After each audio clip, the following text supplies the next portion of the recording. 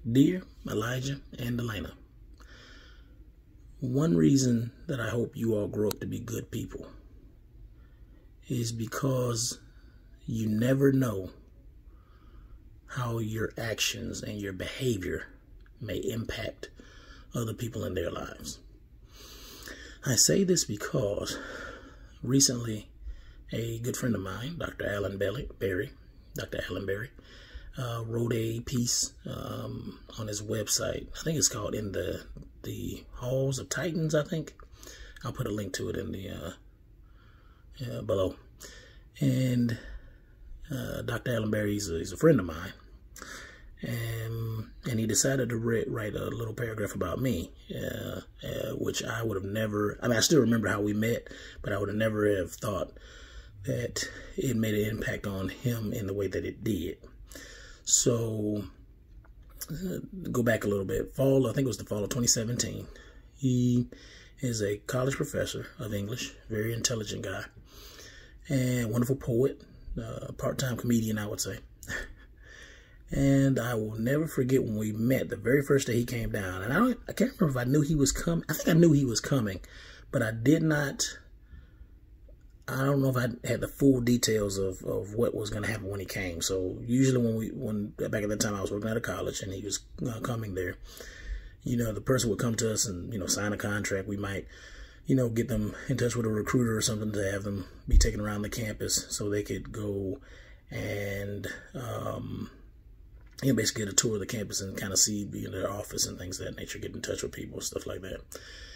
So when he came, I think it was kind of late in the day, and I think, so it might have not been too long, maybe 2-3 hours before we were going to be closing down, maybe 4 hours, something like that, sometime in the afternoon.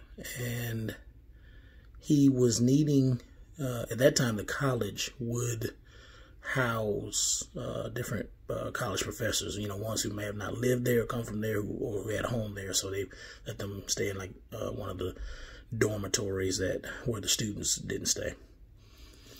So he came down, I think he signed his contract, and he said, okay, well, I was also going to look at, staying in one of the dormitories. So we went to another building, talked with some people over in external affairs, or talked to one man guy in external affairs who kind of showed himself to be a little rude and acted as if he did not know what we were speaking about.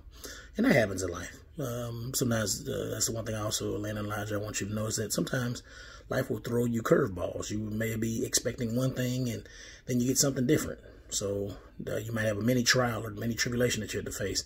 So I also want you all to grow up to learn to be adaptable, right? Don't let the situation, get you overly stressed and think, oh my gosh, what am I going to do? Or, get overwhelmed. Take a deep breath.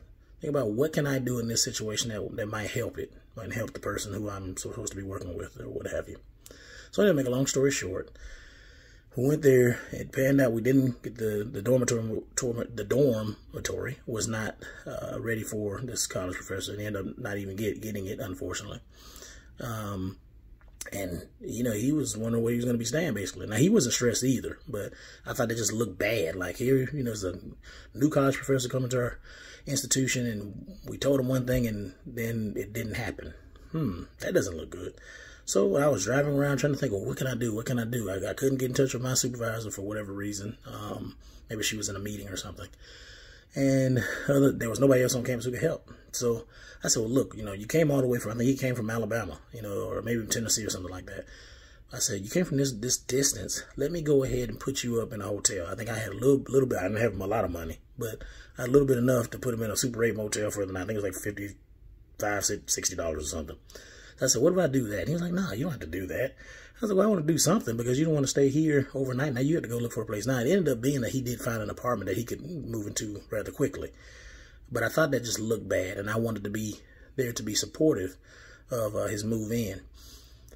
Well, we became friends, got close, joked with each other, stayed in touch. We're still in touch now. We both have moved on from that institution. But I did not know the impact that it made on him until I read the piece. He talked about all these great men in his life, his grandfathers, his father, other men he met from different parts in his life. And then he talked about little old me. And that moment, that made an impact on him. And that's the one thing I want, Elaina and Elijah, I want you to learn and understand and grow up or learn and understand as you grow up, that to try to be good, because one is what God calls us to do. He calls us to be good people. We're not necessarily good in and of our essence, but we could at least strive for goodness with his help. And then, on top of that, you never know how it may make other people feel, right? So, or there's another, for a quick example, whenever I go into Chick-fil-A and the customer service is just always great there. I don't think I've ever had a bad moment with any employee, because they've set a standard of great customer service, of being good people, and the impact they've made on people's lives just by coming into that restaurant. Well, I want you all to be like that. I want you all to make that impact on people's lives, because that person may hold on to it and they may pay it forward. They may be good to someone else, all because of your actions. Daddy's thoughts.